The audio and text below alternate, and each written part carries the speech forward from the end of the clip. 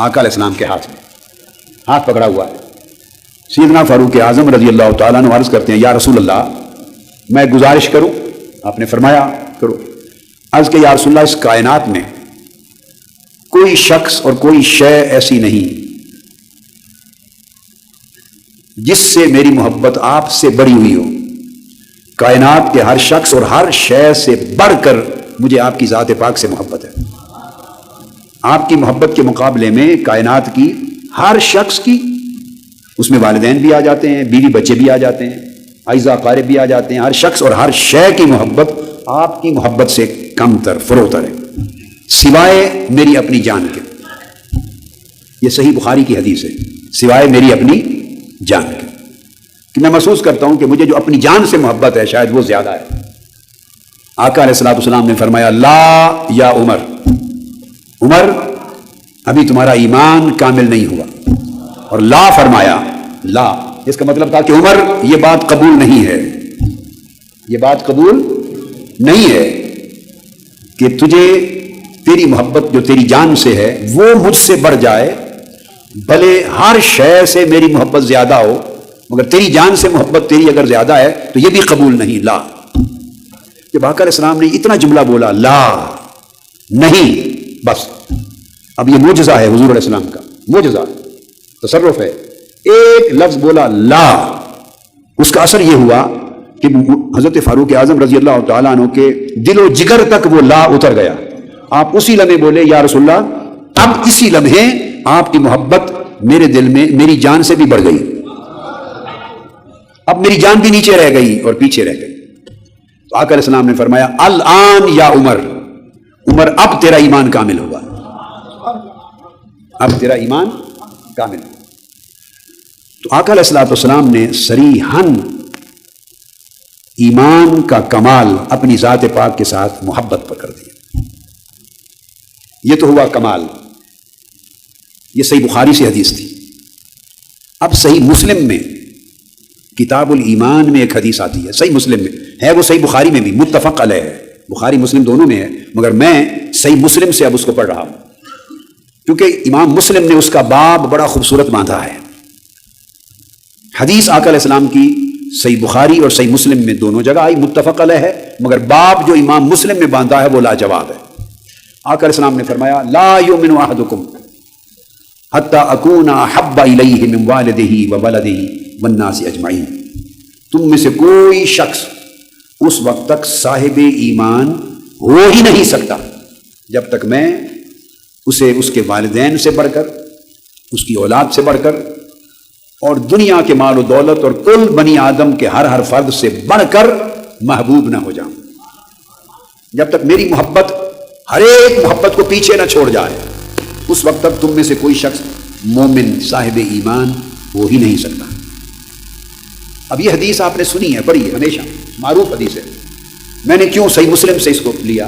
اس حدیث کو امام مسلم جس باب میں وارد کیا ہے، اس حدیث کو امام مسلم اس باب کا عنوان باندھا ہے، اور امام مسلم نے باب کا عنوان باندھا ہے کہ جس شخص کے دل میں آقا علیہ السلام کی اس درجہ شدت کی محبت نہ ہو، اس پر ایمان کے لفظ کا اطلاق بھی جائز نہیں ہے، اسے مومن کہہ ہی نہیں سکتے، وہ صاحب ایمان نہیں کہلا سکتا۔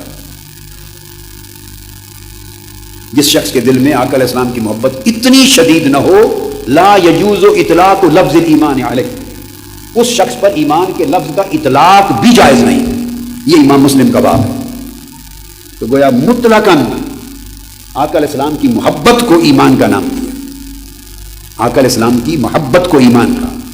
اور سیدنا فاروق اعظم والی حدیث میں ایمان کے محبت رسول کی شدت کو ایمان کا کمال کا، اور اس حدیث میں مطلقاً ایمان ہی محبت رسول کا نام ہے۔ اب یہی محبت جو آقا علیہ السلام کی ذات پاک کے ساتھ اللہ نے رکھی، اس محبت کو اللہ تبارک و تعالیٰ نے ایک سلسلہ بنایا، سلسلہ بنایا، صرف آقا علیہ السلام کی ذات تک اسے محدود اور محصور نہیں کر دیا، اور سلسلہ یوں بنایا کہ جب آقا علیہ السلام سے محبت اتنی شدید ہو کہ کائنات کی ہر شے کی محبت پیچھے اور نیچے رہ جائے تب ایمان ہے۔ جب یہ قاعدہ ہو گیا تو اب سلسلہ یوں بنا، محبت کو سلسلہ محبت میں بدل دیا، محبت کو سلسلہ محبت میں یوں بدلا کہ جس شے کی بھی آقا علیہ السلام سے نسبت ہے اس کے ساتھ بھی محبت کو واجب کر دیا. جس شے کی نسبت ہے آقا علیہ السلام سے اس کے ساتھ محبت کو واجب کر دیا. اہل بیت اطہار آقا علیہ السلام کی اہل بیت ہیں، تو اہل بیت کے ایک ایک فرد سے محبت کرنا حضور علیہ السلام نے اس کو ایمان قرار دیا. پھر صحابہ کرام کی جماعت، تو جمیع صحابہ کرام سے، اور صحابہ کرام کے خواہ انصار ہوں یا مہاجرین ہوں، خلفائے راشدین تو 4 نفوس قدسیہ ہیں نا، کل جماعت صحابہ، ان کے ایک ایک فرد سے اور ساری جماعت صحابہ سے محبت کرنا، اس کو ایمان عین ایمان قرار دینا. اور ان سے بغض رکھنا نفاق کو کفر کی علامت بنا دینا، اور اہل بیت اطہار سے بغض رکھنا نفاق کو کفر قرار دینا. تو دیکھو نا، ذات پاک سے محبت ایک سلسلہ بن رہی ہے. حضور علیہ الصلوۃ والسلام سے جن کو نسبی تعلق ہوا، کیا جن کو نسبی تعلق ہوا وہ اہل بیت ہوئے، ان سے محبت بھی واجب ہو گئی. اور جن کو حسبی تعلق ہوا وہ صحابہ کرام ہوئے. حسبی تعلق سے محبت بھی واجب ہو گئی، ایمان بن گیا. نسبی تعلق سے محبت بھی ایمان بن گیا.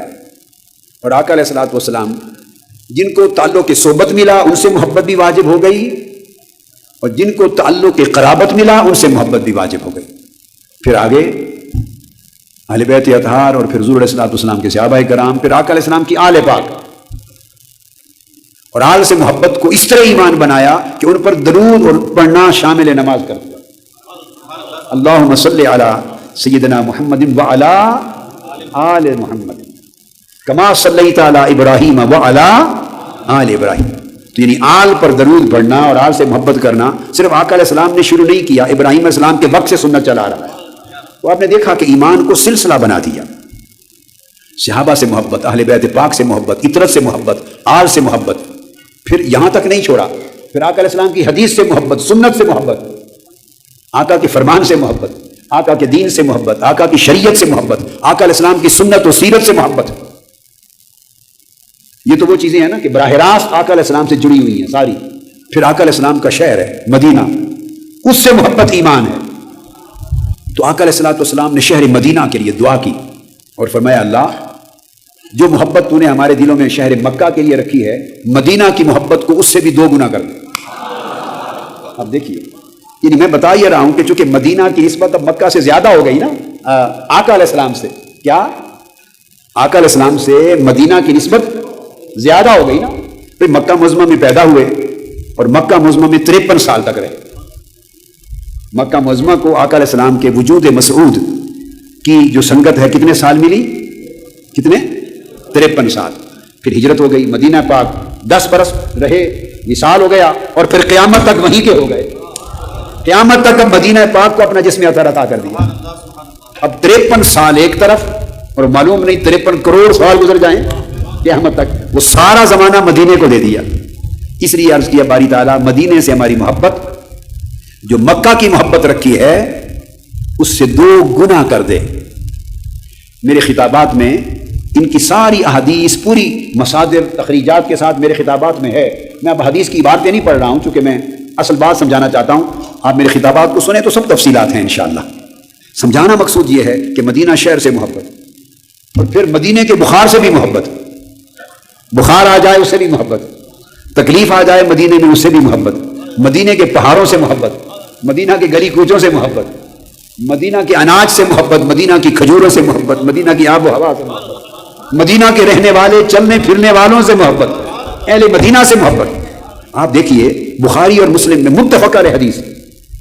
کیا اسلام میں کسی ایک کو ظلم کرنا، کسی سے زیادتی کرنا، خواہ وہ بنگلور کا رہنے والا ہے یا وہ پاکستان کا رہنے والا ہے یا مکہ کا رہنے والا یا بغداد کا، کہیں کا رہنے والا، کسی سے زیادتی کی اجازت ہے؟ بولیے، نہیں ہے نا. کسی سے زیادتی کی اجازت نہیں. مگر کیا محبت ہے مدینے سے اور مدینہ میں رہنے والوں سے. کیا آقا نے فرمایا جو شخص اہل میرے مدینہ کے رہنے والوں سے برائی کا ارادہ کرے، زیادتی کا ارادہ کرے، اللہ اس کو دوزخ میں اس طرح ڈال کے ختم کر دے گا جیسے نمک پانی میں گھل کے ختم ہو جاتا ہے. آپ دیکھیے یہی بات مکہ والوں کے لیے نہیں کہی، یہی بات اہل مکہ کے لیے نہیں کہی، وہ بھی آقا کے لوگ ہیں، مگر اہل مدینہ کے لیے کہی. چونکہ وہ حضور سے زیادہ جڑ گیا، نسبت زیادہ ہو گئی تو ادھر محبت بڑھ گئی. اللہ حاضر قیاس، بھائی مکہ میں کعبۃ اللہ بھی ہے مگر اس خطہ کو روضۃ من ریاض الجنہ نہیں کہا. اللہ کا گھر ہے کعبہ ہے, جہاں اپنا دربار ہے فرمایا یہاں سے یہاں تک یہ جنت کا ٹکڑا ہے. آپ نے دیکھا نا کہ آقا علیہ السلام کی ذات سے جو محبت ہے اس کو سلسلہ محبت میں بدل دیا. جس شے کو نسبت ہو گئی محبت, جس شے کو نسبت آقا سے ہو گئی محبت, اور پھر آج کے دن تک مدینہ سے محبت, پھر آج کے دن تک پھر حضور کی امت کے جیسے صحابہ اور اہل بیت کا دور گزرا, پھر حضور کی امت کے اولیاء سے محبت, پھر صالحین سے محبت, آقا کی امت کے متقین سے محبت. آپ دیکھیں اب اولیاء سے محبت اس کو بھی واجب کر دیا, اور واجب کچھ چھوٹا موٹا نہیں کیا. اللہ پاک نے فرمایا کہ اولیاء سے خود میں محبت کرتا ہوں. ان اللہ اذا احب عبدا دعا جبریل فیقول انی احب فلانا. جب اللہ سے کسی ولی اللہ سے محبت ہو جاتی ہے تو جبرائیل کو بلا کے بتاتے ہیں جانتے ہو فلاں جگہ ایک میرا ولی میرا دوست رہتا ہے, اس کا یہ نام ہے, اس کے والد کا یہ نام ہے, فلاں محلے میں فلاں شہر میں فلاں جگہ اس کی درگاہ ہے, فلاں جگہ اس کا قیام ہے. پہچانتے ہو؟ جی ہاں باری تعالیٰ جانتا ہوں. تو کیا حکم ہے؟ جان لو مجھے اس سے محبت ہو گئی. اللہ فرماتا ہے انی احب فلانا. کتنا پیارا جملہ, اللہ اللہ ہو کر. بھائی آپ نہیں کہہ رہے, آپ کہیں تو اور بات ہے, میں کہوں تو اور بات ہے. دیکھو نا میں بھی کہتا ہوں ہر ایک کو اولاد سے محبت ہوتی ہے, پوتے پوتیوں نواسے نواسیوں سے محبت ہوتی ہے نا. میرے بھی بچے ہیں, پوتے پوتے ہیں, ایک کو روحی کہتا ہوں ایک کو جانی کہتا ہوں, حماد مصطفیٰ المدنی. آپ کمپیوٹر پہ انٹرنیٹ پہ اس کا قصیدہ بردہ اور تلاوت سنتے ہوں گے, سنتے ہیں انٹرنیٹ پہ مناج ٹی وی پر. تو چھوٹا ہے, اب احمد مصطفیٰ اعلی ربی وہ بھی نعت پڑھتا ہے, رومن انگلش میں لکھتا ہے نا, اردو نہیں لکھتا, تو پھر اس کو پڑھتا فلک کی نظارو, فلک کی نظارو حضور آ گئے نعت پڑھتا ہے, تو میں اس کو جانی کہتا ہوں. تو دیکھو نا محبت اولاد سے بھی ہوتی ہے, پوتے پوتیوں سے, نسل سے, نواسے نواسیوں سے. محبت ایک نظام ہے محبت کا. لیکن بتانا مقصود یہ ہے کہ آقا علیہ الصلوۃ والسلام نے ترجیحات بنا دی ساری محبت. ہم کرتے ہیں یہ محبت, کیا کرتے ہیں ہم کرتے ہیں اپنی اولاد سے, اپنے بہن بھائیوں سے محبت کرتے ہیں, بیٹے بیٹیوں سے محبت کرتے ہیں. مگر جب اولیاء کا معاملہ آتا ہے اللہ فرماتا ہے کہ تم اپنی اولادوں سے, نسلوں سے, اعزاء اقارب سے محبت کرتے ہو, اور جب ولیوں کی بات آتی ہے رب کہتا ہے میں خود محبت کرتا ہوں, اور کہتا ہے انی احب فلانا, کیا مجھے اس سے محبت ہو گئی ہے. اللہ کی شان دیکھیں. تو جبرائیل امین پوچھتے ہیں باری تعالیٰ تو مجھے آپ نے بلایا تو میرے لیے کیا حکم ہے. یہ بات جب میں جہاں پہنچ گیا ہوں, یہ میں نے مشائخ اعظام کے لیے موضوع چھیڑا ہے. آج کا اجتماع مشائخ اعظام اور علماء کرام کا ہے نا, تو میں سلسلہ محبت جہاں لے آیا ہوں یہ میں نے مشائخ کے لیے, جن کی اولادیں آپ ہیں, وہ جو اولیاء اور صوفیاء اور اللہ کے محبوبین جو زیر زمین دفن ہیں, جن کی درگاہیں ہیں, جو صدیوں سے جن کی درگاہوں سے نور نکل رہا ہے, تو میں نے ان کے لیے چھیڑا ہے. پھر علماء کی بات کرتے ہیں تو فرماتے ہیں باری تعالیٰ جبرائیل مجھے اس سے محبت ہو گئی ہے. جبرائیل امین پوچھتے ہیں باری تعالیٰ تو میرے لیے کیا حکم ہے. تو اللہ پاک فرماتے ہیں کہ جبرائیل تو بھی اس سے محبت کر, جس کو میں نے محبوب بنا لیا تو بھی محبوب بنا. اور پھر اب کیا کروں, فرمایا آسمانوں میں جا, کل فرشتوں کو جا کے ندا دے, منادی کر دے کہ فلاں بندے سے اللہ کو محبت ہو گئی, اللہ نے اسے اپنا ولی بنا لیا, محبوب بنا لیا. تو فرشتوں کو کہو اب تم سارے آسمانی کائنات کے رہنے والوں تم بھی محبت کرو. تو وہ ولی پہلے محبوب خدا بنتا ہے, کیا پھر محبوب جبریل بنتا ہے, پھر محبوب ملائک بنتا ہے. آپ سمجھ رہے ہیں سلسلہ محبت. پھر حکم ہوتا ہے اس کے بعد کیا کرنا ہے. جب سارے ملائک کل فرشتے محبت کرنے لگتے ہیں اب حکم ہوتا ہے ثم یودع لہ القبول فی الارض, اب اس کی محبت کو زمین پہ اتار دو اور محبوب خلائق بنا دو. تو وہ اللہ کا ولی پہلے محبوب خدا بنا, کیا, اور محبوب خدا بنتے ہی محبوب مصطفیٰ بنا. جو خدا کا محبوب ہوا وہ مصطفیٰ کا محبوب ہو گیا صلی اللہ علیہ وسلم. تو محبوب خدا بنا, پھر محبوب مصطفیٰ بنا, پھر محبوب جبریل امین بنا, پھر محبوب کل ملائک بنا فرشتوں کا, اور زمین پہ محبت اتاری تو محبوب کل خلائق بنا. اب یاد رکھ لیں محبت اللہ کے اتارنے سے دلوں میں اترتی ہے, کسی کے ڈھنڈورا پیٹنے سے محبت نہیں ہوتی. ڈھنڈورا پیٹنے سے محبت نہیں آتی. محبت کے لیے جس دل جس جس جس جس جس دل کو اللہ چن لے اس میں محبت رکھ دیتا ہے.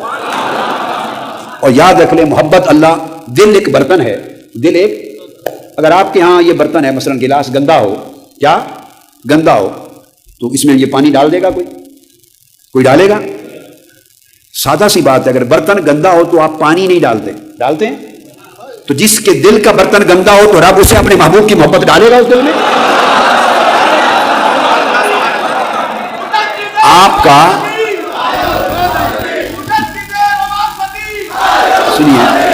سنیے آپ کا عمل یہ ہے کہ اگر آپ کا برتن گندا ہے تو آپ اس کو دھوئے بغیر پانی نہیں ڈالتے.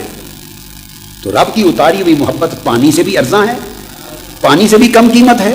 وہ کسی ایسے دل میں ڈال سکتا ہے جس کا دل کا برتن دھلا ہوا نہیں ہے. دل کا برتن دھلا ہوا صاف ہو تو وہ اپنے محبوب بندوں کی محبت ڈالتا ہے. اور جس کے دل میں اللہ والے کی اور اللہ کے کسی بندے کی محبت آ جائے, وہ سمجھیں کہ وہ محبت کسی لاؤڈ اسپیکر کے اعلان اور کسی پمفلٹ کے چھاپنے سے نہیں آئی, وہ آسمان سے فرشتے لے کر اترے ہیں اور جبرائیل امین اترے ہیں اور اللہ کے امر سے اترے ہیں. سو جب محبت لوگوں کے دلوں میں اللہ اتار دے اور اللہ ڈال دے فرشتوں کے ذریعے, تو مخالفت کرنے والے اس محبت کو نکال سکتے ہیں؟ کوئی نکال سکتا ہے؟ جب دلوں میں اللہ محبت ڈال رہا ہو, ارے آپ اور ہم کروڑ کوششیں کر لیں, اللہ کی ڈالی ہوئی محبت ہم دلوں سے نکال سکتے ہیں؟ ہم اگر اللہ سے معاذ اللہ زیادہ طاقتور بنیں گے تو نکالیں گے محبت. اللہ محبت ڈال رہا ہے, ہم نکالنا چاہ رہے ہیں, تو کون جیتے گا؟ اللہ جیتے گا یا ہم جیتیں گے؟ بولیے نا. اللہ محبت ڈال رہا ہو اور ہم نکالنے کی کوشش کر رہے ہو تو جیتے گا کون؟ اللہ کے بندو, اللہ سے مقابلہ نہیں کرتے. نصیحت ہے, اللہ سے مقابلہ نہیں کرتے. اللہ کا جو امر ہو اس کو تسلیم کر لیتے. آپ کے اور میرے چاہنے سے اللہ کا امر نہیں ہوتا, یہ فیصلہ وہ کرتا ہے, اوپر سے ہوتا ہے. تو اولیاء اور صالحین جن کی محبت دلوں میں ڈالی جاتی ہے, یاد رکھ لیں کہ وہ کسی اور سمت سے وہ محبت نہیں آتی, وہ براہ راست بارگاہ خدا سے آتی ہے. اور بارگاہ مصطفیٰ اس محبت کی نگرانی ہوتی ہے. ملائکہ لے کے اترتے ہیں, دلوں میں چن چن کر یودع لہ القبول فی الارض, زمین میں دلوں میں رکھی جاتی ہے. لہذا جس کا اہتمام خدا اور مصطفیٰ فرما رہے ہیں فرشتوں کے ذریعے, اللہ کے اس امر سے ٹکر نہیں لینی چاہیے, اس سے ٹکر نہیں لینی چاہیے. یہی وجہ ہے کہ وہ جن سے اللہ نے محبت کی, ایک زمانہ وہ زندہ تھے, ان کی زندگی میں محبت اتاری اور ان کی زندگی میں محبت. حضور خواجہ اجمیر آئے, کتنی کوشش کی گئی کہ ان کی محبت کو روکا جا سکے, مگر روکنے والے نام و نشان مٹ گیا اور ان کی محبت پوری ہندوستان پہ غالب آ گئی. حضور سیدنا غوث العظم کی محبت کو روکنے والے تڑپتے رہ گئے, مرتے رہ گئے, وہ ان کا نام و نشان ہی نہیں ہے. اور غوث اعظم جیلانی کا نام اور بڑے پیر کا نام شرق سے غرب ساری کائنات میں آ گیا. سوال یہ ہے کہ یہ محبت کون پیدا کرتا, کون بڑھاتا ہے؟ آپ اور ہم نہیں بڑھاتے, اوپر سے آتی ہے. اور پھر وہ وفات پا جاتے ہیں. یہ نہیں کہ ان کی زندگی میں ختم کوئی نہیں کر سکا, نہیں, ان کی وفات کے بعد اب صدیاں گزر گئیں. آپ اپنے بزرگوں کے سن دیکھیں نا, وفات کو کتنے 100 سال ہو گئے, صدیاں گزر گئیں, اور دنیا کشاں ان کے مزار پہ جاتی اور زیارت کرتی, ان کا نام لیتی ہے. تو گویا ان کی وفات کے بعد بھی محبت کے چراغ جو اللہ نے جلائے تھے وہ بجھیں گے نہیں. پھر آقا علیہ السلام کی امت میں پھر علماء, یہ اولیاء و صالحین, اور پھر علماء صالحین. کیا؟ اولیاء مقربین اور علماء صالحین. وہ علماء یاد رکھنا, وہ علماء جنہوں نے علم اور زہد کو جمع کیا, وہ علماء جنہوں نے علم اور زہد کو جمع کیا. امام مالک رضی اللہ تعالیٰ عنہ نے فرمایا, من تفقہ ولم یتصوف فقد تفسق, ومن تصوف ولم یتفقہ فقد تزندق, ومن جمع بینہما فقد تحقق. جس شخص نے علم حاصل کیا, دین کا فقیہ بنا, علم حاصل کیا, مگر تصوف کو چھوڑ دیا. تصوف طریقت ہے, تصوف معرفت ہے, تصوف روحانیت ہے, تصوف دین کا باطن ہے, اس کو چھوڑ دیا اور ظاہر علم کو لے لیا, فرمایا وہ فاسق ہو گیا. اور اسی طرح جس نے تصوف یعنی باطن کو لے لیا اور ظاہر احکام شریعت کا علم چھوڑ دیا, ایسے لوگ بھی علماء میں بھی ایسے ہیں کہ جو علم شریعت کے ظاہری احکام کو مانتے ہیں اور علم باطن کو, علم روحانیت کو, علم طریقت کو, علم معرفت کو, علم حقیقت کو نہیں مانتے. اولیاء صالحین کے طریق کو نہیں مانتے. ایسے لوگ بھی ہیں, ان کا علم انہیں فسق میں لے جاتا ہے, گمراہ ہو جاتے ہیں, ان کا علم نفع نہیں دیتا. اور آپ دیکھتے ہیں ایسوں کا نام, ان کی قبر بھی دنیا میں نظر نہیں آتی. ایسوں کی قبر کوئی ایک بتا دے, دنیا میں بتا دے, چلو اسی پر فیصلہ کر لیں کہ امر الہی کیا ہے اور منشا الہی کیا ہے. جو اولیاء کی مخالفت کرتے رہے پہلے زمانوں میں, اکا دکا زیادہ نہیں ہوتے تھے عالم. اولیاء کی مخالفت کرنے والے یا طریق زہد, طریق عشق, طریق محبت, طریق ورع, طریق تقوی, طریق باطنی اور طریق روحانی کے مخالف تھے. بھلے سمندر علم کے پی گئے, سمندر, آج کوئی ان کی قبری بتا دے, نام و نشان ہی نہیں۔ اور اولیاء، عاشق لوگ، صوفیاء جنہوں نے آقا کے روحانی چشموں سے فیض پایا، ان میں سے ایک ہستی ایسی نہیں جس کی قبر زندہ نہ ہو اور آباد نہ ہو۔ امام حسن بصری کو لیں، حضرت جنید بغدادی کو لیں، حضرت سری سقطی کو لیں، حضرت بشر الحافی کو لیں، ذوالنون مصری کو لیں، بایزید بستامی کو لیں، ابو الحسن خرقانی کو لیں، آپ گنتے چلے آئے اولیاء کرام کے نام۔ امام غزالی کو لیں، حضور سیدنا غوث العظم کو لیں، شیخ شہاب الدین سہروردی کو لیں، خواجہ بہاؤالدین نقشبند کو لیں، حضور خواجہ خواجگان حضرت معین الہند نائب رسول حضرت خواجہ معین الدین اجمیری کو لیں، قطب الدین مختیار کاکی کو لیں، بابا فرید الدین گنج شکر کو لیں، خواجہ نظام الدین اولیاء کو لیں، خواجہ علاء الدین احمد صابر کو لیں، حضرت خواجہ نصیر الدین محمود چراغ کو لیں، حضرت امیر خسرو کو لیں۔ آپ نام گنتے چلے آئیے، امام ابو الحسن شاذلی کو لیں، امام احمد رفاعی کو لیں، شیخ ابو العباس مرسی کو لیں، آپ پوری دنیا میں نام گنتے چلے آئیے، جس کا نام لیں میں ابھی بتاتا ہوں اس کی قبر کا پتہ کیا ہے۔ آپ نام لیں میں بتاتا ہوں کہ کہاں ان کا مزار کہاں ہے۔ تو جو اللہ والے ہو گئے، جنہوں نے اللہ سے عشق کا تعلق جوڑ لیا، ان کی قبریں بھی زندہ ہیں، اور دنیا جانتی ہے۔ کیوں جانتی ہے؟ کیونکہ اللہ نے محبت کے چراغ جلا دیے۔ اور جو اس سے خالی رہے ان کی قبروں کا ہی پتہ کوئی نہیں۔ ایک مثال دیتا ہوں نا، امام حسین کو شہید کر دیا کربلا میں، اور یزید بدبخت نے ملعون نے اپنا تخت سجا لیا۔ اب حسین کا دربار کیا، امام حسین کا دربار زمین پر عرش نظر آتا ہے، زمین فرش پر عرش نظر آتا ہے، اور یزید بدبخت کے دربار پہ کوئی تھوکتا ہی نہیں ہے، دربار تو رہا نہیں، اس کی قبر پہ تھوکتا ہی کوئی نہیں۔ دمشق میں ایک کوڑے میں جگہ ہے جہاں بتاتے ہیں یہ یزید کی قبر تھی، لوگ کوڑا کرکٹ پھینکتے ہیں وہاں۔ میں کوڑے کرکٹ کے ڈھیر دیکھنے کے لیے خود گیا وہاں، اپنی آنکھوں سے دیکھا، اس کو پوچھتا ہی کوئی نہیں۔ میری بات آپ سمجھ گئے نا؟ اللہ پاک ایسے علماء کو اس نے زندہ رکھا، جو علماء جنہوں نے تجدید کی دین کی۔ امام غزالی ہیں علماء کی بات، جو علماء عاملین و کاملین و صالحین اور علماء عارفین۔ ادھر جائیں، امام ابن حجر اسقلانی کو دیکھیں، ان کا مزار زندہ، دنیا جانتی ہے۔ امام جلال الدین سیوطی کو دیکھیں، دنیا جانتی ہے۔ امام شرف الدین نووی کو دیکھیں، دنیا جانتی ہے۔ پھر آپ ان علماء کی طرف آ جائیں جو علماء اسی راستے کے تھے، تو اللہ نے ان سے بھی محبت کی، اور ان کی صرف قبروں کو نہیں زندہ رکھا، بلکہ پوری امت میں جو ایک ایک لفظ لکھ گئے اس کو بھی زندہ کر دیا۔ ان کی کتابیں زندہ ہیں، ان کی تصانیف زندہ ہیں، ان کے علم کے پورے جلائے ہوئے چراغ روشن ہیں، اور آج بھی علم دین پانے والا ہر طالب علم انہی کا نام لیتا اور جپتا ہے۔ کس طرح زندہ رکھا؟ فاذکرونی اذکرکم، تم مجھے یاد کرو میں تمہیں یاد کروں گا، اور تمہاری یاد کو قیامت تک زندہ و سلامت رکھوں گا۔ اب یہ جو ہمارا طریق ہے، یہ دو چیزوں کو جمع کرنے کا نام، علم فقہ یعنی ظاہری علم دین، اور علم تصوف، علم تفقہ اور تصوف، دو چیزوں کو جمع کرنا۔ یہ دو دھارے ہیں احکام دین کے علم ظاہر کے، اور احکام تصوف اور احکام زہد و ورع کے علم باطن کے۔ اہل سنت والجماعت نام ہے دونوں دھاروں کو یکجا کرنے کا، اکٹھا رکھنے کا، دونوں دھاروں کو اکٹھا رکھنے کا۔ اب آج کا دور جس میں ہم اس وقت داخل ہو گئے، یہ زوال کا دور ہے۔ زوال ہر سمت آیا، زوال ہر سمت ہے، حکمرانوں کے زوال ہے، عام انسانوں کا زوال ہے، معاشروں کا زوال ہے، معاشرے کی قدریں جو پہلے تھی وہ آج نہیں ہے، مجموعی طور پہ زوال ہے۔ ایک زمانہ جب ہم چھوٹے بچے ہوتے تھے، میں 50s کی بات کر رہا ہوں اور اوائل 60s کی، چھوٹی عمر تھی، تو میں دیکھتا ہوں، یہ بات میں ہمیشہ کہتا ہوں اور کہہ کے کبھی بڑا دکھی ہو جاتا ہوں، اداس ہو جاتا ہوں، یہ بات کہتا ہوں اور کہنے اس لیے کہتا ہوں کہ میں پھر وہ زمانہ یاد کرتا ہوں، اس پرانی یاد میں گم ہو جاتا ہوں۔ وہ جو ہمارے بچپن لڑکپن کا زمانہ تھا، کوئی شہر ایسا نہ تھا کہ کسی شہر کا ہر محلہ اور محلے کی ہر گلی میں 2-4 گھر ایسے نہ ہوں جس میں کوئی بوڑھا بوڑھی لوگ تہجد گزار نہ ہو۔ کوئی گلی تہجد گزاروں سے خالی نہیں ہوتی تھی۔ کچھ آپ کو یاد پڑتا ہے؟ جس گلی میں 15-20 گھر اگر مسلمانوں کے ہوتے ہوں گے آپ کے ہاں، اور میں تو پاکستان کی بات کرتا ہوں تو خیر وہاں تو سب مسلمانوں کے گھر تھے، میں پورے محلے کی بات نہیں کر رہا، ایک گلی کی بات کر رہا ہوں۔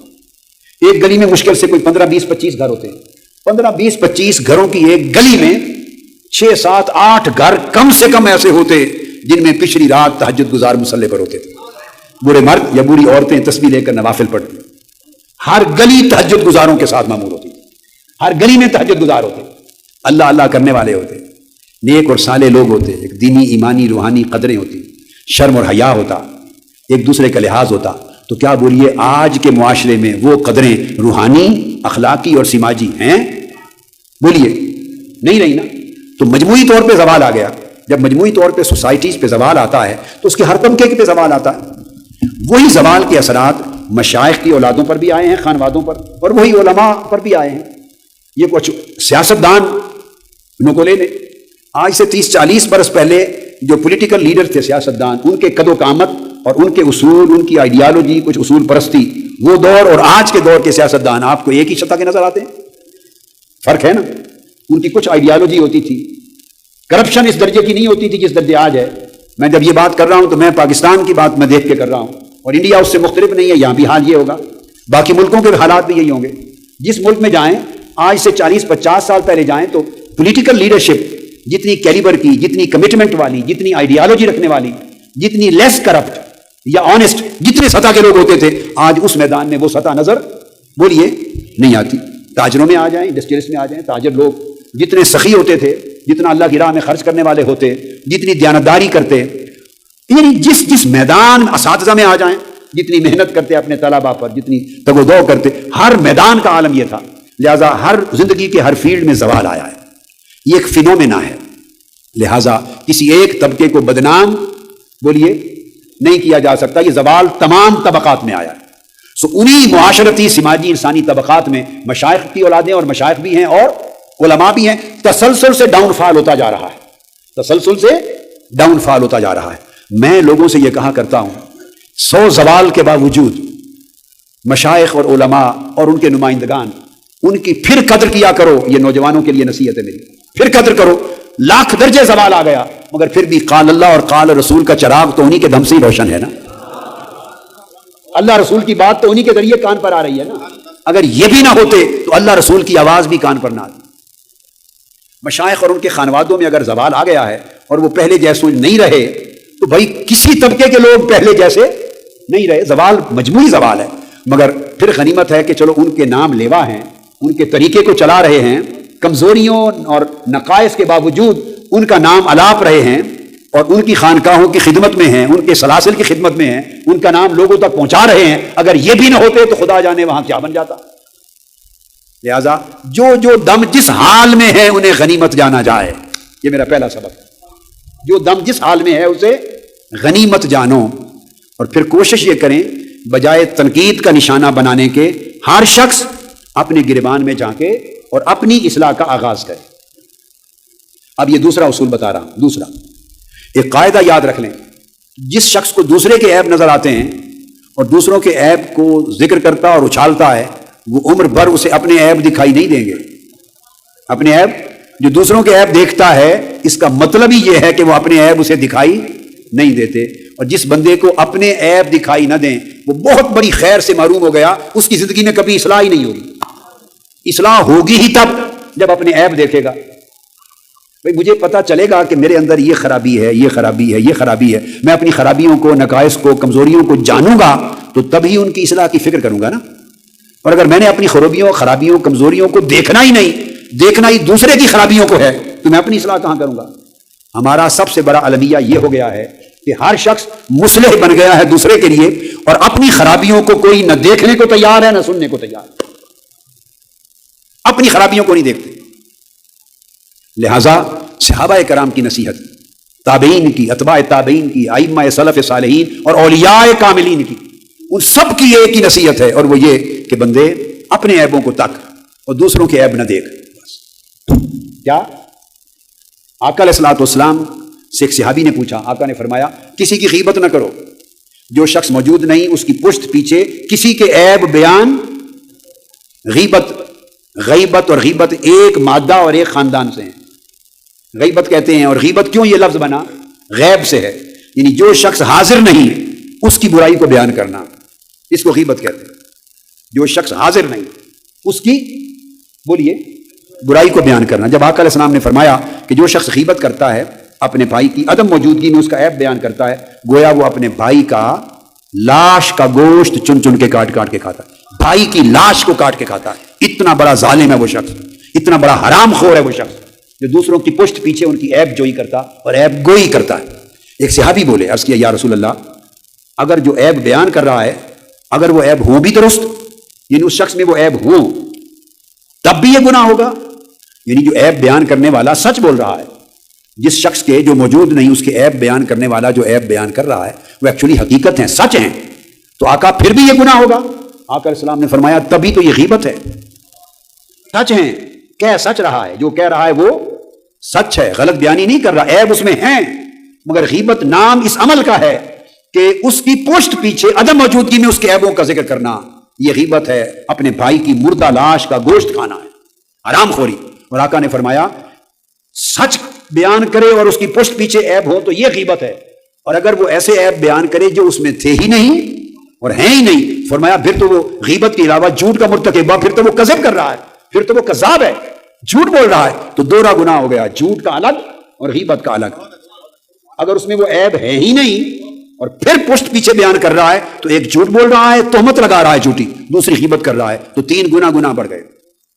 اور غیبت کا گناہ حرام ہونا یہ ہے کہ ہوں حقیقت میں سچے عیب، مگر چونکہ وہ موجود نہیں، اگر اس کے سامنے کہتا تو اس کو برا لگتا، تو جو بات اس بھائی کو سامنے کہی جائے تو بری لگے، وہ اس کے پیچھے کرنا غیبت ہے. اب بات کو سمجھ گئے؟ لہٰذا ہم اگر اسی ایک اصول کو لے لیں، حرمت غیبت، کہ آقا علیہ السلام نے کسی کی پشت پیچھے عیب جوئی بھی حرام کر دی اور عیب گوئی بھی حرام کر دی.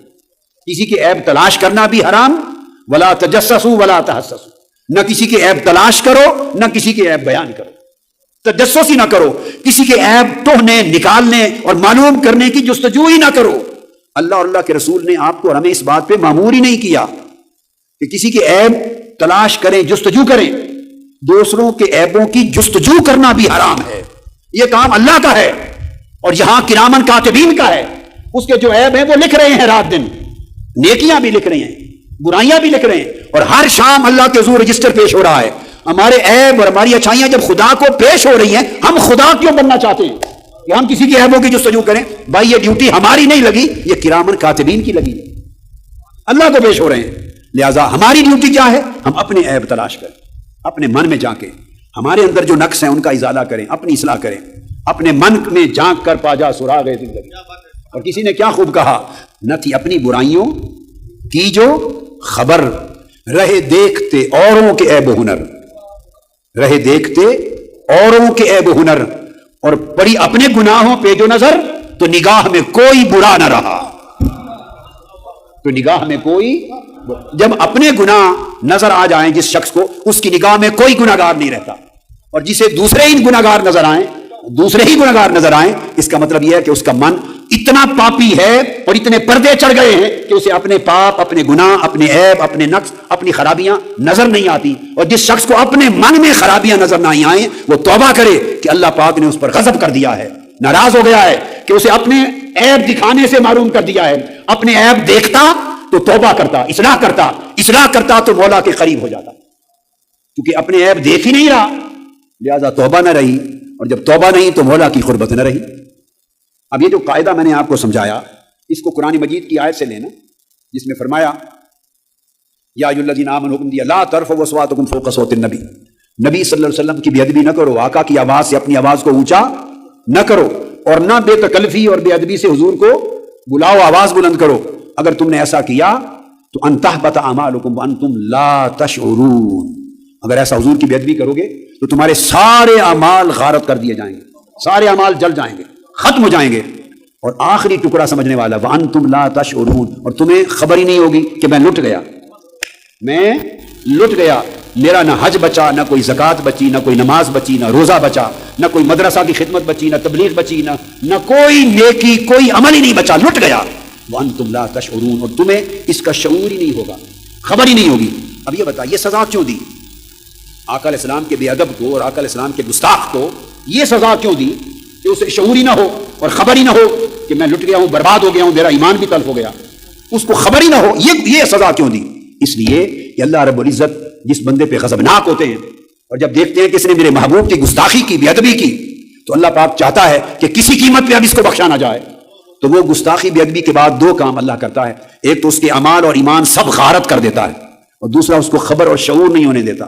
اگر خبر شعور ہو جائے تو وہ تو فوراً توبہ کر لے گا کہ میں لٹ گیا، وہ توبہ کر لے گا اور آئندہ سیدھا ہو جائے گا۔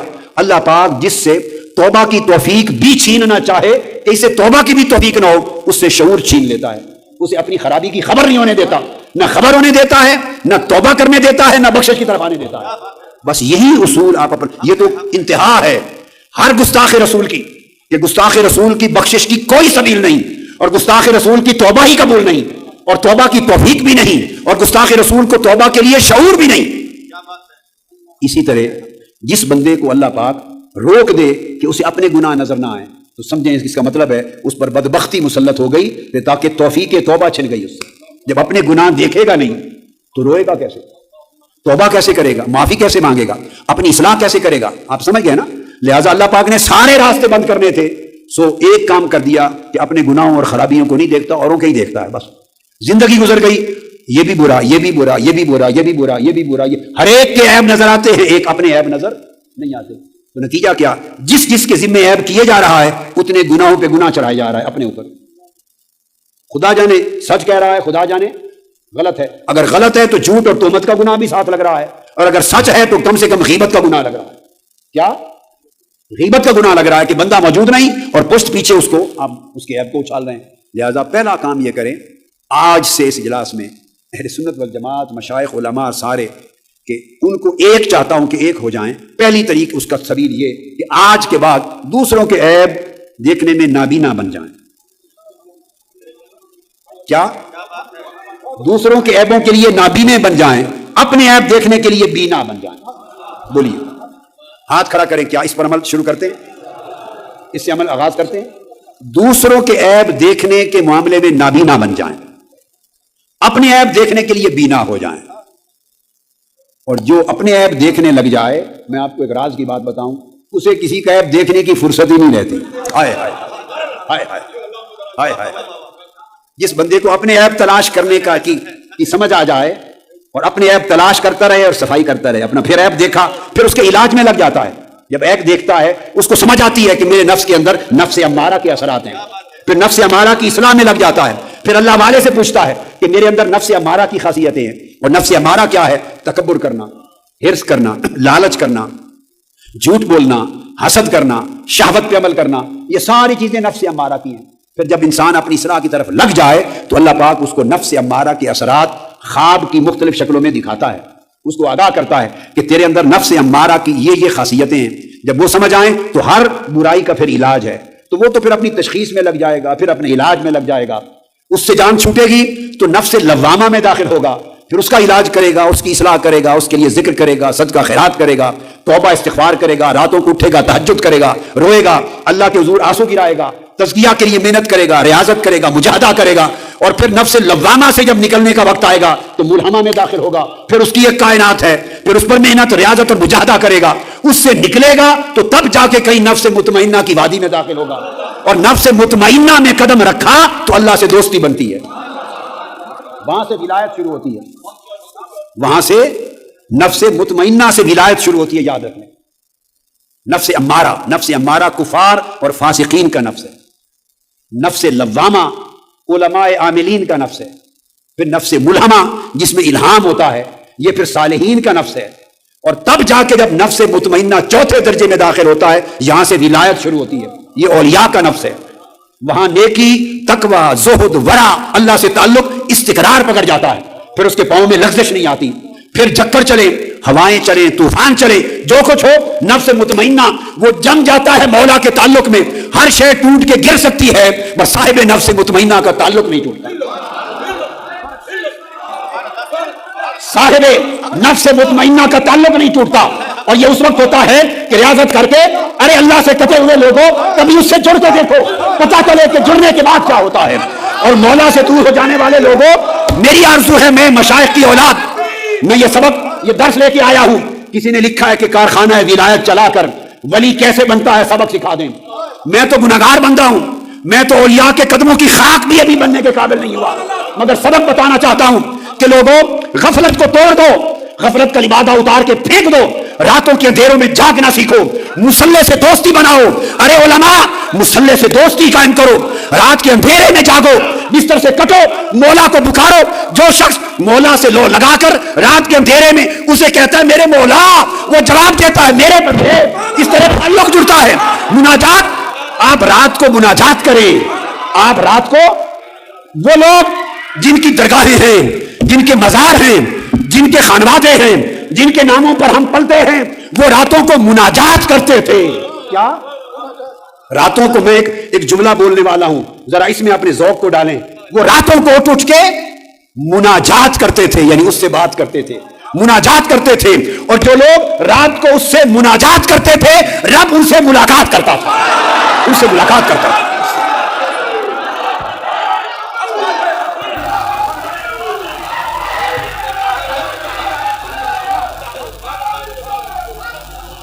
سو ہائے ہائے ہائے، وہ مناجاتیں نہ رہیں، وہ راتیں نہ رہیں۔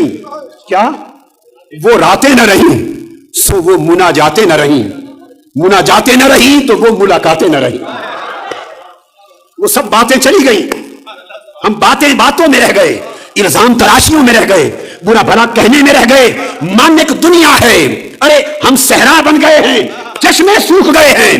چشمے کھلتے ہیں پھر مولا کے ذکر سے، ضرب لگائیں ذکر کی، لو لگائیں قلب کی اللہ سے، ریاضت کریں، روزے رکھیں، تہجد پڑھیں، عشق کے چراغ روشن کریں، عشق کے، اور نفس کو، دل کو حرص سے پاک کریں۔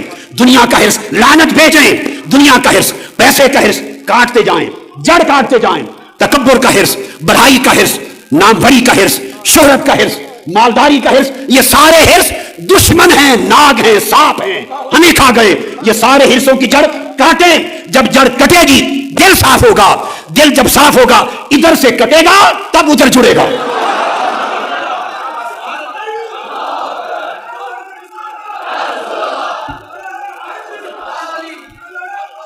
میرا کلمہ یاد رکھ لے، جب تک یہ پست دنیا ہے، یہ ذلت کی دنیا ہے، یہ کمینی دنیا ہے، یہ گھٹیا دنیا ہے۔ آپ پوچھیں کیوں؟ دنیا نام ہی کمینے پن کا ہے۔ دنیا گھٹیا، دنیا کا معنی کیا ہے؟ دنی سے ہے۔ کیا معنی ہے دنیا کا؟ گھٹیا۔ اور اس کے مقابلے میں ہے علیا۔ اس دنیا کے حرص سے جب تک جڑے رہیں گے ادھر سے کٹے رہیں گے۔ کوئی کسی کا بیٹا ہو، بیٹا ہونا کام نہیں آئے گا۔ یہ ہے تصوف، یہ ہے زہد، یہ ہے تصوف۔ میرے آقا نے سیدہ فاطمہ الزہرا کو سنا کر دراصل امت کو سنا دیا تھا کہ میرے پر تکیہ نہ کرنا کہ مصطفیٰ کی بیٹی ہوں، اپنی محنت کرنا کام آئے گی۔ اولیاء محنت کرتے تھے۔ حضور خواجہ اجمیر نے کبھی میں سید ہوں ناز نہیں کیا، داتا گنج بخش نے میں سید ہوں ناز نہیں کیا، سرکار غوث العظم میں سید ہوں ناز نہیں کیا۔ اولیاء ناز نہیں کرتے تھے، تواضع کرتے تھے، انکساری کرتے تھے۔ اور سب کچھ ہو کر حضرت امام جعفر صادق علیہ السلام کی خدمت میں جب کوئی مرید ہوتا اور ان کی مجلس میں آتا تو آپ ان سے وعدہ لیتے، کہتے اپنے مریدوں کو کہتے اور اپنے شاگردوں کو اور اہل مجلس کو کہتے کہ وعدہ کرو اگر تم بخشے گئے اور میں نہ بخشا جا سکا تو میری بخشش کی شفاعت کر دینا، اور اگر میں بخشا گیا تم رہ گئے تو میں اللہ کو درخواست کر دوں گا۔ تو یہ مریدوں سے عرض کرتے، یہ تھا تصوف، یہ تھا تصوف۔ حضرت شقیق بلخی رضی اللہ تعالیٰ عنہ سیدنا امام جعفر صادق کی بارگاہ میں آتے ہیں اور پوچھتے ہیں وہاں آ کر کہ آپ کے ہاں اللہ والوں کا کیا حال ہے؟ فتوت کے معنی میں فتوت، آپ کے ہاں اللہ والوں کا حال کیا ہے بلخ میں؟ وہ عرض کرتے ہیں حضور ہمارے ہاں تو حال یہ ہے کہ مل جائے تو شکر کرتے ہیں۔ میری نصیحت یہ ہے مشائخ اور علماء اس طرز کی زندگی گزاریں، سب کچھ آپ کے قدموں میں آ جائے گا۔ یہ دنیا سائے کی طرح ہے، یہ دنیا بولیے سائے کی طرح ہے۔ سورج جب ڈھل جائے، خواہ اگلا وقت ہو زوال سے پہلے کا اور خواہ زوال کے بعد کا، تو سایہ ہوتا ہے نا۔ اگر آپ اس سائے کے پیچھے چلے کہ سائے کو پکڑیں تو سایہ کبھی ہاتھ نہیں آتا، سایہ آگے چلتا ہے آپ پیچھے چلتے ہیں، ایسا ہی ہوتا ہے نا، سایہ آگے چلتا ہے آپ پیچھے چلتے ہیں۔ تو دنیا کے پیچھے اگر اللہ والا چلے تو اس کے کام نہیں آتی۔ اور پھر اللہ والے کیا کرتے ہیں کہ وہ بجائے سائے کے پیچھے چلنے کے، اب میں دوسری بات بتاتا ہوں، اب سائے کی طرف سے رخ موڑ لیں، ادھر سایہ تھا نا، ادھر منہ کرنے کی بجائے پشت کر لیں سائے کی طرف، ادھر چل پڑے تو سایہ رہ جائے گا یا آپ کے پیچھے پیچھے آئے گا؟ بس اگر دنیا کی طرف چلیں دنیا آپ کو ذلیل کر کے رکھ دے گی، اور دنیا سے رخ موڑ کر پشت کر کے دنیا سے چل پڑے دنیا آپ کے قدموں میں پیچھے پیچھے چلے گی۔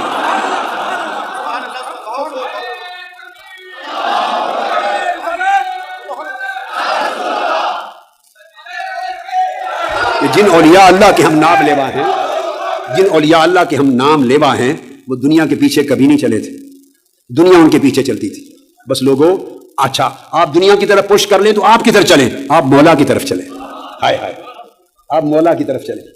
اور حضرت رابعہ بصری رضی اللہ تعالیٰ عنہ، ایک روز پانی، ایک ہاتھ میں پانی ہے ایک ہاتھ میں آگ ہے، اور فرماتی ہیں کہ میرا جی کرتا ہے جو لوگ دوزخ کے ڈر سے اللہ کی عبادت کرتے ہیں میں دوزخ پہ پانی گرا کے جلا دوں، اور جو لوگ جنت کے لالچ میں مولا کی عبادت کرتے ہیں میں اسے آگ سے جلا دوں، تاکہ لالچ دونوں قسم کے ختم ہو جائیں، جو عبادت کرے یار کی محبت میں کرے۔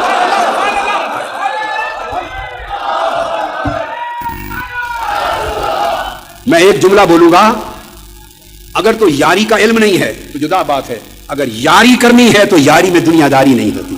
ہائے ہائے، جہاں یار ہوتا ہے وہاں وپار نہیں ہوتا، جہاں یار ہوتا ہے وہاں بے وپار، جہاں یار ہوتا ہے وہاں کاروبار نہیں ہوتا، اور یا اللہ یار والے ہوتے ہیں کاروبار والے نہیں ہوتے۔ ان کو پاؤں کے نیچے روند دیں، سب عزتیں آپ کے پیچھے آئیں گی، مال آئے گا، ضروریات آئیں گی، چل کر آئے گا۔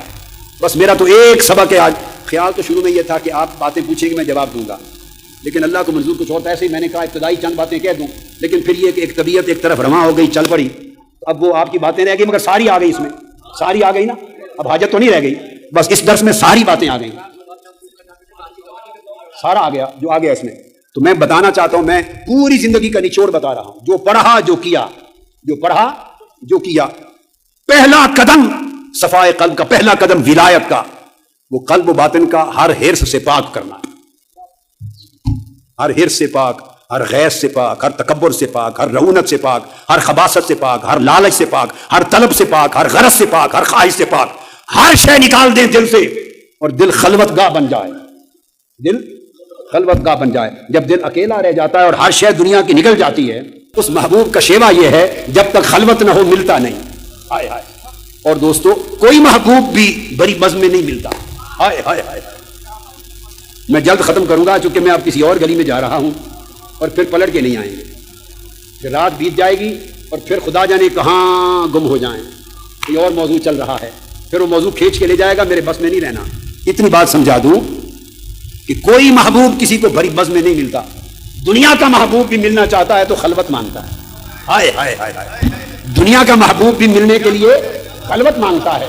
ارے ناداں، تو اپنے دل کو بت خانہ بنایا ہوا ہے، ہزار محبتوں کو، دنیا کی محبت، پیسے کی محبت، گھر بار کی محبت، لالچ ہر قسم کا محبت، تکبر کی محبت، رعونت کی محبت، کرسی کی محبت، عہدے کی محبت، شہرت کی محبت، عزت کی محبت، جاہ و منصب کی محبت، مال و دولت کی محبت، سب کروڑوں محبتیں، سب خیر، ان کو دل میں سجا کے ایک بازار لگایا ہوا ہے، اور کہتا ہے بھرے بازار میں محبوب آ کے مل جائے۔ اس بھرے بازار میں محبوب ملے، بھرے بازار میں کہتا ہے محبوب ملے، اور محبوب کہتا ہے نہیں، یہ جو سارے غیر میرے غیر مجھ سے دور لے جانے والے، یہ جو اندر بٹھا رکھے ہیں، ان سے دل کو پاک کر، خلوت کر، پھر میری جلوت ہوگی۔ خلوت ہو تو جلوت ہو، خلوت ہو تو جلوت ہو۔ تو قلب اگر صاف ہو جائے، خالی ہو جائے، تو پھر مولا جلوہ گر ہوتا ہے، اور وہ پھر جلوہ گر جب ہو جاتا ہے تو کچھ بھی نہیں رہتا، کائنات ساری پیچھے ہو جاتی ہے۔ جس کے من میں مولا آ گیا اس کی کیا چیز رہ گئی ہے؟ لہذا ہم غلط سمت چل پڑے ہیں، ہم مولا کو پانے کی بجائے ہر مولا کے غیر کو پانے کی طرف چل پڑے۔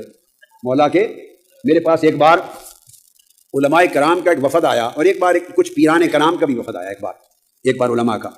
انہوں نے کہا کہ ہمارے علماء کرام کی ایک میٹنگ تھی، 40-50 علماء بیٹھے تھے، اور وہاں یہ ڈسکس ہوا، یہ 80s کی بات ہے، بڑی پرانی بات ہے جو سنا رہا ہوں آپ کہ ایک جگہ، مجھے وہ جگہ سب یاد ہے پر میرا مقصود وہ نہیں، میں تو آپ کو نکتہ بتانا چاہ رہا ہوں۔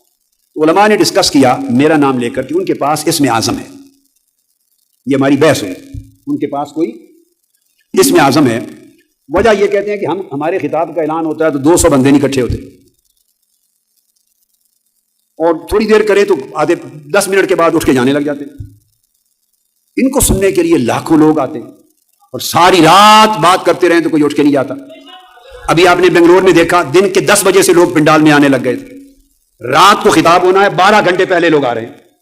یہی پوزیشن حیدرآباد میں تھی، یہی کچھ میں تھی. 12 گھنٹے پہلے صبح لوگ پہنچ گئے پنڈال میں، پہلی جگہ قابو کر لی، اور پنڈال ظہر تک آدھے سے زیادہ بھر گیا تھا. کہتے ہیں لوگ آتے ہیں پھر جاتے نہیں، ساری رات خطاب ہوتا ہے تو اونگتے نہیں. ایسے لگتا ہے کہ یہ کچھ اسم اعظم پڑھ کے تو تسخیر قلوب کر لیتے ہیں، لوگوں کے دلوں کو قبضے میں لیتے ہیں.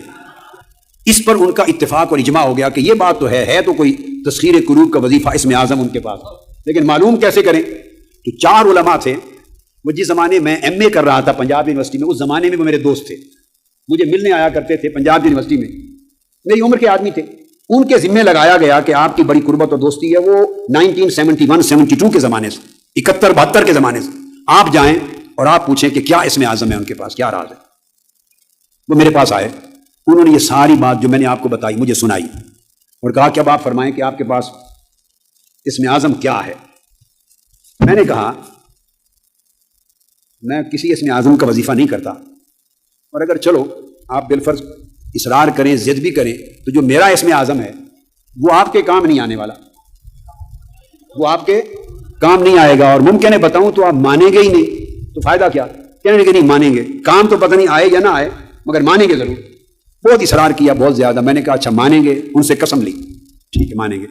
میں نے کہا سن لو، میرا اسم اعظم یہ ہے کہ میں نے زندگی میں کوئی وظیفہ مخلوق کے لیے نہیں کیا، اور زندگی کے میں کوئی کام اور کوئی چاہت اور کوئی آرزو اور کوئی خواہش خلق کے لیے نہیں کی. جو چاہتا ہوں جو کرتا ہوں مولا کے لیے کرتا ہوں. یہ میرا اسم اعظم ہے. بس میں مخلوق کہ یہ آئے فلاں آئے، کوئی مجھے مانے نہ مانے، میں یہ سوچتا ہی نہیں، میرے دھیان میں ہی نہیں ہوتی مخلوق.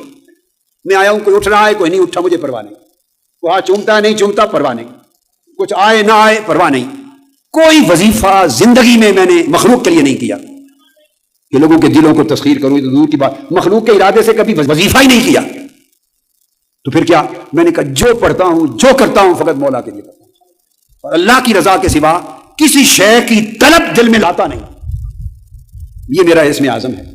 اور حضور کا ارشاد ہے من کان للہ کان اللہ لہ، جو اللہ کے لیے خود کو وقف کر دے اللہ ہر شے اس کے لیے وقف کر دیتا ہے. یہ اسم اعظم ہے. اور اس کا میں نے کہا آپ کو ایک مثال دے دوں. ایک شخص حضرت خواجہ اویس قرنی رضی اللہ تعالیٰ عنہ کی زیارت کے لیے تلاش کرتا کرتا گیا. قرن گاؤں میں لوگوں سے پوچھا، انہوں نے کہا باہر جنگل میں دیکھو کہیں پھر رہا ہوگا، بکریاں چراتا ہوگا. آ گئے، شام کا وقت تھا. اس نے دیکھا کہ بکریوں کا ریوڑ کھڑا ہے، خود وہ نماز پڑھ رہے ہیں اور بھیڑیا بکریوں کی حفاظت کر رہا ہے. ایک بھیڑیا بکریوں کی نگرانی کر رہا ہے اور وہ نماز پڑھ رہے ہیں مست خلص بے خود ہو کر. جب فارغ ہوئے، سلام کیا، دست بوسی کی، تو پوچھا کیسے آئے ہو؟ عرض کی حضرت میں اپنے آنے کا مقصد تو بعد میں بتاؤں گا، پہلے تو میرا یہ مہمہ حل کر دیں. بھیڑیے تو بکریوں کو کھاتے ہیں اور یہاں بکریوں کی حفاظت پہ بیٹھا ہے بھیڑیا، یہ ماجرا کیا ہے؟ آپ مسکرا پڑے. انہوں نے کہا بیٹے سادہ سی بات ہے، میں اس کے کام میں لگ گیا ہوا ہوں، اس نے اپنی مخلوق میرے کام میں لگا دی. میں اس کے کام میں لگا رہتا ہوں اور اس نے اپنی مخلوق میرے کام میں لگا دی ہے. یہ اسم اعظم ہے. یہ دراصل حقیقت تصوف ہے. حقیقت تصوف ہے کہ اپنے قلب و باطن کو ظاہری اور باطنی طہارت کا اختیار کرنا، ہر وقت وضو اور طہارت کے ساتھ رہنا، جسم کو، دل کو، دماغ کو، روح کو، نفس کو، سر کو، ظاہر و باطن کو طاہر رکھنا. ظاہر جسم کو گناہوں سے پاک رکھنا، جسم کو گناہوں سے پاک رکھنا، نفس کو شہوات سے پاک رکھنا، دل کو خواہشات سے پاک رکھنا، اور سر کو اور روح کو ہر غیر خدا سے پاک رکھنا. ظاہر و باطن یکسو ہو کر مولا کا ہو جائے، مولا کی طرف ہو کے رہ جائے. یہاں سے ابتدا ہوتی. اگر اس طرح اپنی طبیعتوں کو کریں، کوئی مرید ہونے آیا نہ آیا فکر نہ کریں، اللہ دینے والا. مرید بنانے کی فکر نہ کریں. علماء آپ کو کوئی مانتا ہے نہیں مانتا چھوڑیے، یہ اس دوزخ میں نہ پڑیں. یہ کوشش کریں کہ مولا مان جائے. مخلوق کا ماننا کیا لینا، مخلوق کے ماننے سے کیا لینا، ماننا تو مولا کا ماننا ہے، ماننا تو مولا کا ماننا ہے. لہذا اپنے ظاہر و باطن کی ساری توجہات اور خواہشات، ان کے جو ڈورے ہیں دائیں بائیں دنیا سے کاٹ کر مولا سے جوڑ لیں، اور طہارت رکھیں، صدق رکھیں، اخلاص رکھیں، پھر عبادت کریں. راتوں کو اٹھنا سیکھیں اور دل میں سخاوت رکھیں، دل تنگ نہ رکھیں. حدیث پاک میں آقا علیہ السلام نے فرمایا، درجنوں احادیث ہیں، آقا نے فرمایا کہ بڑے بڑے ابدال اور بڑے بڑے اونچے رتبے کے اولیاء جو جنت میں، حدیث پاک ہے، جو جنت میں بڑے بڑے اونچے مقامات میں جائیں گے، آقا نے فرمایا وہ کثرت نماز روزہ کے سبب نہیں جائیں گے، نماز روزہ اور عمل کی کثرت کے سبب اونچے درجوں پر نہیں جائیں گے. وہ جو جائیں گے تو آقا علیہ السلام نے فرمایا طہارت نفس اور سلامت قلب کی وجہ سے جائیں گے، کہ ان کے نفس پاک ہوں گے اور ان کے دلوں میں نہ کسی سے نفرت ہوگی، نہ غضب ہوگا، نہ کسی کے لیے عناد ہوگا، نہ عداوت ہوگی، نہ حرص ہوگا، نہ لالچ ہوگی، نہ بغض ہوگا، نہ کینہ ہوگا. ہر قسم کی گرد سے ان کے دل اور سینے پاک ہوں گے. اور امت کے لیے نصیحت، یعنی ہر ایک کی خیر خواہی چاہیں گے، جو دوست ہے اس کی بھی خیر خواہی چاہیں گے، جو دشمن ہے اس کی بھی خیر خواہی چاہیں گے. آقا نے فرمایا یہ 3 خوبیاں اولیاء کی ولایت کی علامت ہیں، اور یہ ولایت ان کو جنت میں اونچے درجوں پر لے جائے گی. نفوس کو پاک کر لیں، سینے اور دلوں کو سلامت کر لیں ہر خیال سے، حتیٰ کہ غیر از خدا بھی کوئی خیال اور طلب اندر داخل نہ ہونے پائے. یہ ولایت. پھر تعلق مولا سے جڑ جاتا ہے. علامہ اقبال نے ایک شعر میں کہا کہ کافر کی یہ پہچان کہ آفاق میں گم ہے، کافر کی یہ پہچان کہ آفاق یعنی دنیا، آفاق میں گم ہے یعنی دنیا کے پیچھے ہے. اور مومن کی یہ پہچان کہ گم اس میں ہے آفاق. جب بندہ مرد مومن ہو جاتا ہے دنیا اس کے پیچھے گم ہوتی ہے، دنیا ماری ماری پھرتی ہے. مگر ان لوگوں کے پیچھے دنیا ماری ماری نہیں پھرتی جو خود دنیا کے پیچھے مارے مارے پھرتے ہوں گے. آپ دنیا سے بے نیاز ہوں گے، دنیا آپ کی محتاج ہو جائے گی. مولا کے محتاج ہوں گے تو ساری کائنات آپ کی ہو جائے گی. یہ راز ولایت ہے، راز صفائے قلب ہے، راز روحانیت ہے، راز زہد ہے، راز تعلق باللہ ہے. علماء کرام، آخری بات یہ کہ مسلک اور عقیدہ اہل سنت کے احیاء کے لیے کام کریں، مشائخ اور علماء کرام مل کر کام کریں.